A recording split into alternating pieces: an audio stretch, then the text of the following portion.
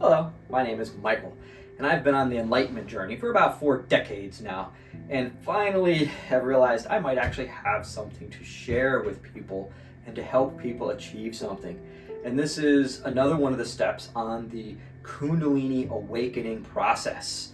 And of course, this being the year of the snake, well, that's why we're talking about Kundalini in the first place, probably why I was asked to talk about the awakening process of the Kundalini. And this is step number 5. And these steps, as I said in every other video, are more done simultaneously or can be done in any order. I just organized them in different steps. And as you can see, we're not going to use the board today. Kind of push that out of the way. You can see more of my debris back here, right? But we don't need it. This is a quick video. We're not going to go in a long time for this video. And this step is pick a chakra to open. Your original chakra you're going to open in your body with your Kundalini energy. And this will affect how you do step 1, the microcosmic orbit. Because if you, depending on which chakra it is, that's where you run the energy through it. So I've only ever really seen people use the third eye chakra, which is actually that gland right in there between the hemispheres of the brain, or the heart chakra. Okay?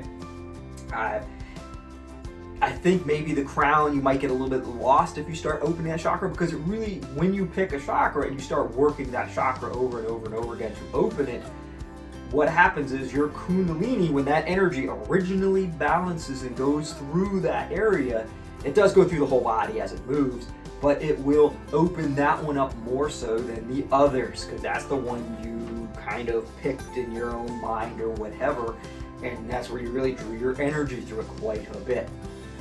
And so the crown, you kind of get lost. The throat, and I think the solar plexus and the sexual organs and stuff, I think are too constricted. If you remember the double helix, right? These points are much more focused and constricted, and I think receiving that mass amounts of energy in there will be a lot harder. And as I did the third eye, we'll talk about that one first, then we'll talk about the heart. We won't really get into the other ones that much.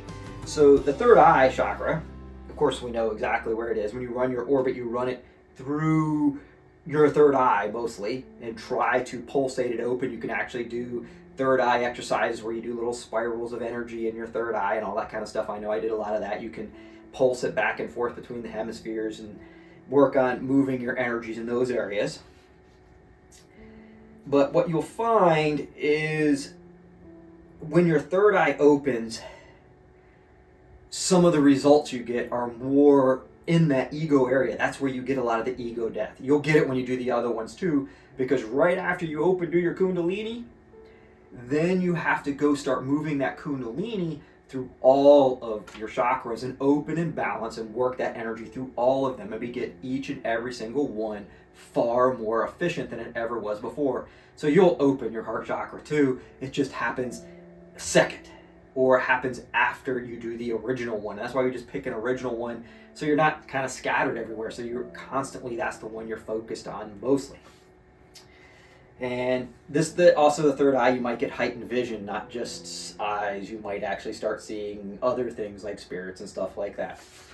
Now your heart chakra is a much more emotional one, much more humanity-centered chakra when you open up your heart, right? And I know there's some really good groups out there of yogis that teach only the heart chakra. They don't worry about this third eye opening chakra, because the third eye one causes lots of havoc, causes a lot of ego death and things, which really run havoc in a lot of people's lives. And if you're in a stable marriage and stuff and your personality shifts, you've got problems. I know, because I did it. I've got problems because of that. Well, the heart chakra is very emotional, and you'll have very lovey, joy connection in with other people, humanity. And go do that one if you're really called. It's actually a safer one to do. You'll have much more open, heart-centered stuff. And those are the two I'm going to talk about. Like I said, some of the other chakras you might be able to. I've never known anybody to do any of the other ones, and I'm sure you can. And afterwards, you're going to do them all anyway. And so they all have their own emotional, mental, physical, spiritual impact as you do each and every single one of them. So that's really it for this video. There's not really a lot to talk about here.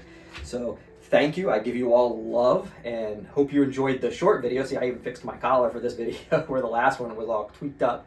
But I love you all. Take care and have a wonderful day.